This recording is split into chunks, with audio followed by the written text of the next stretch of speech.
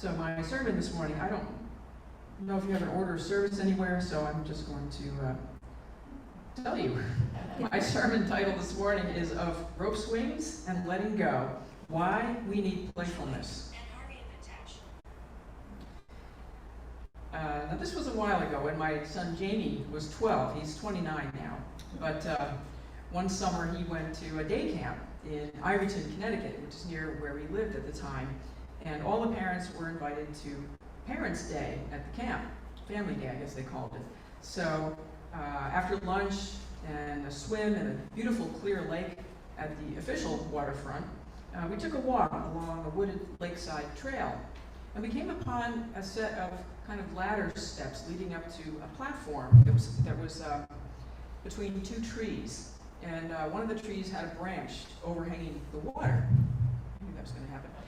And attached to the branch was a long rope.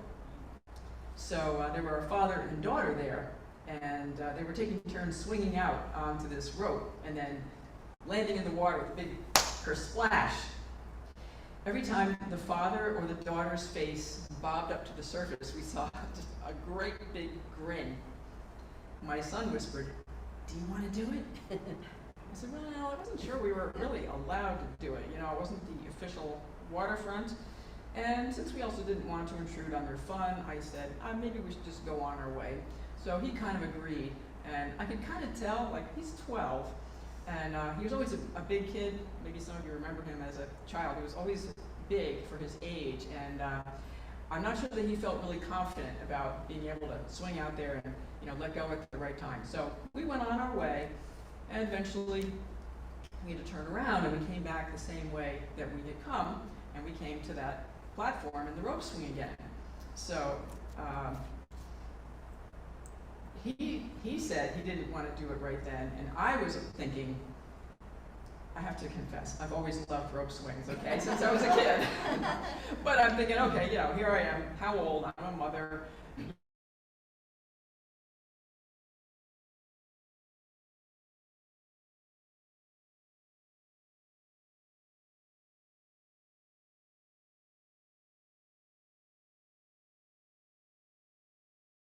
Maybe I'm a little old for this kind of, and she jumped at me, and she was obviously a little embarrassed, and she said, I'm probably the mother crazy enough to do this. Well, I said, that's it. I said, no, you're not. I'm going to do it too. So I did. And I just thought, I love rope swings. I'm not going to pass this up. So I climbed up, I grabbed the rope, I swung out before I let myself think about it too much, and jumped off and let go, and splash, there I was in the water, sputtered as I came up, and I had that same huge grin on my face. My son told me he had been warned by his counselors that this swing could be dangerous. If you let go too soon, you would crash onto the rocks and shallow water. So he took his time to get up his courage. And then, woo, he was right out there and let go at the right time and went under. And then he came up with this big grin on his face. So we each did it, two more times, and then we felt like we had accomplished what we came for. Not letting that opportunity for some pure fun and a little daring go by. And then, just as we were leaving, another family came by. A woman, a boy about 8, and last a man. So we just stood back and watched for a few minutes to see what they did. The father said there was no way he was going to do it. The boy said, "Oh, come on, Dad." And the mother said, "Oh, your father doesn't like heights, honey."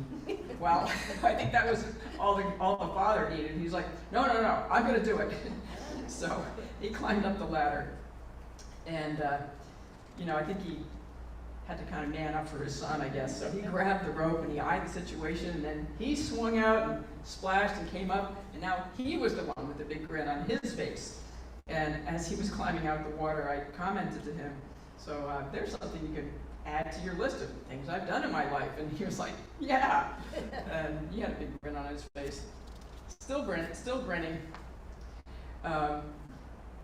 So that was kind of two things. That was a little daring and a little playfulness. But being playful, of course, doesn't mean that you have to do something daring, or it doesn't even have to be a physical activity. Being playful starts with an attitude. There's a spirit of playfulness inside me now that I try to bring out whenever I can. Well, whenever it's appropriate, of course. But there was a time in my life when I lost touch with that spirit. And looking back on that, once I realized it, it was kind of scary. I was working hard, both at my job and at home. My other child was having problems. Turned out she had undiagnosed ADHD, which it was commonly undiagnosed in girls at that time. So we were really struggling, and I spent all my time worrying about her and trying to figure out, the help that she needed. And I just kept plowing my way forward day after day, just doing what I felt I had to do. And the turning point came after I started seeing a therapist. And one day she asked me, "So, what do you do for fun?" There was a long silence. I could not think of a single thing. And, that fact just horrified me. So I realized I was juggling too many responsibilities. I wasn't leaving any time for myself to just relax and have a good time. So that same day, this is just me, I started making a list of things I wanted to do for fun. And then I actually made a commitment to myself to begin incorporating more of those things into my life. And then that worked.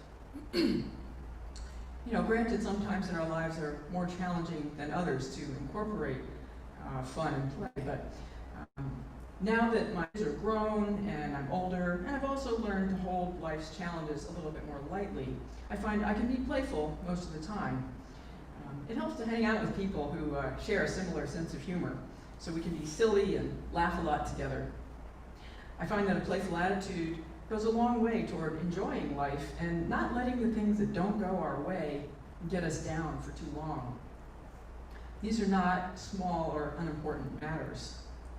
We have the right, and not only the right, but I believe we have a need for happiness in order to live a balanced and complete life. Feelings of joy and contentment should not be considered, optional or superfluous. They're integral parts of what it means to be whole human beings with a full range of experiences. Regular playfulness helps us to weather the times when life is challenging. Let's take a moment to consider the act of swinging out on a rope. When we do this, we literally take a leap of faith.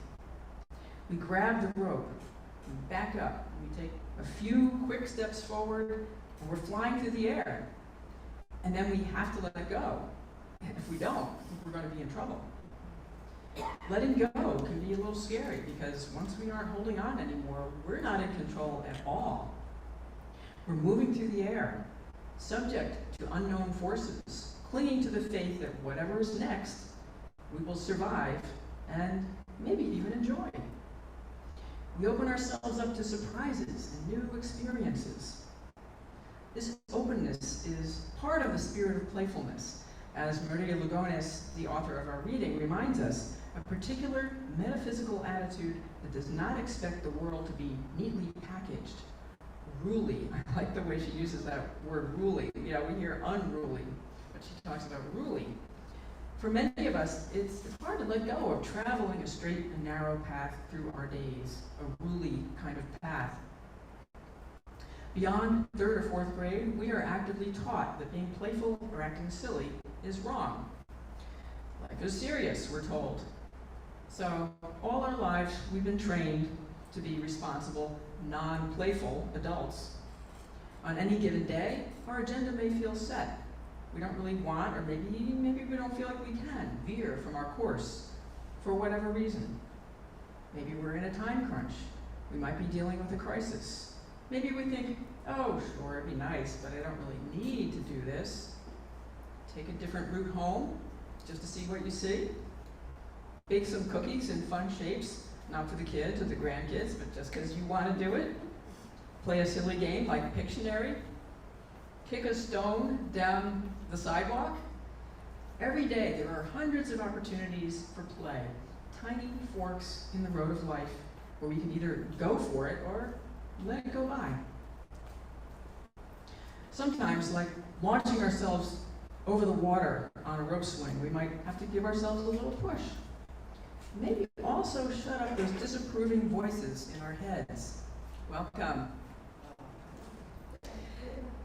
And those disapproving voices can be very loud and very persistent, and they try to control us. And I think it's helpful to listen to what those voices are saying, because if we listen, then we can decide, is this a voice I want to listen to, or is this a voice I can say, you know what, I'm not going to listen to. So I had this thought just as I was coming over here this morning, which is that I think here, in terms of the messages that we get, there's a little bit of difference between those of us who are living as men and those of us who are living as women. Because if we are mothers or grandmothers, we have permission to be fun and to be silly. I live in a twin now in Emmaus, and I don't hear the words through the walls, but I hear the voices, the sounds of the voices. And there's a grandmother and a mother and a little boy who is almost 2 years old. And I hear like sing-songy things, and just you can just tell that they're just being goofy and playful, and as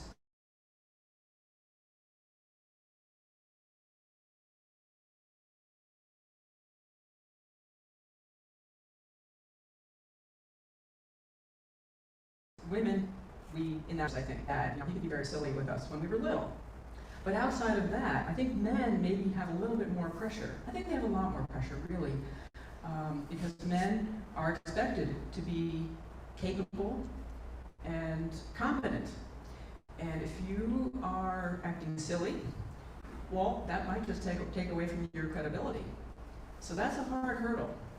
So I want to bring that up this morning, to put that out there and invite everybody to think about what are those voices, and are we really going to be permanently seen as fools if we kick a stone down the sidewalk, for example.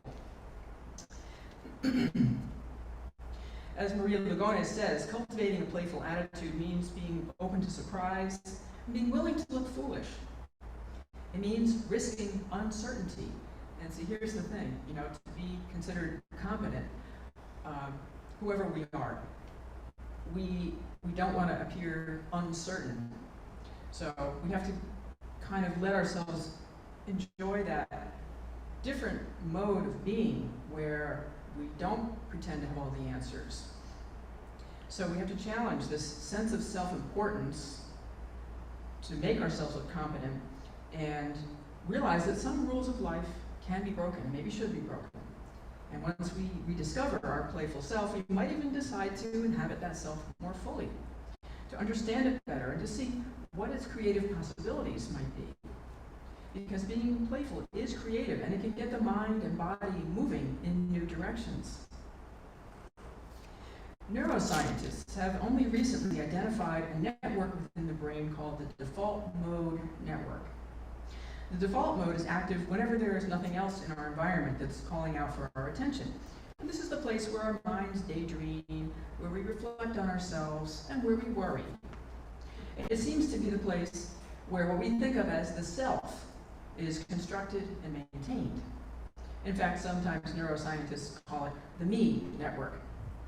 It's thought that this is where we compose the story of who we are, where we link our past experiences with what happens to us and with our projections for our futures. One problem with the default mode network is that we can get caught in mental loops.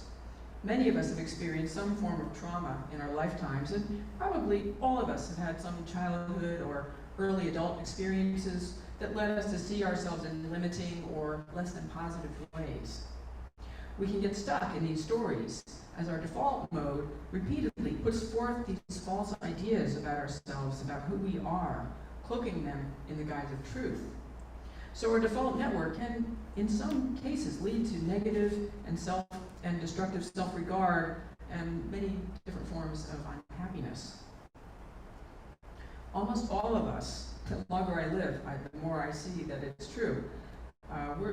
Most of us are in need of some kind of spiritual and mental healing. And there are many pathways that can lead us in that direction.